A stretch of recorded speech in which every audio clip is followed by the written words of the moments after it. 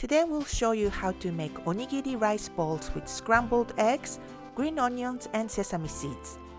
First, chop a green onion finely. We are using 2 eggs to make 4 rice balls. Beat the eggs and add the chopped onions. Heat a small frying pan with sesame oil and cook the scrambled eggs. Make sure eggs are cooked through. And add the eggs to 2 cups of warm steamed rice in a bowl. Add some salt and sesame seeds and mix well.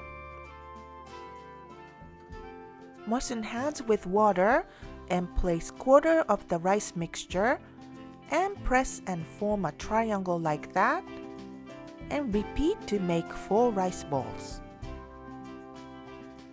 Wrap with a half sheet of roasted nori seaweed.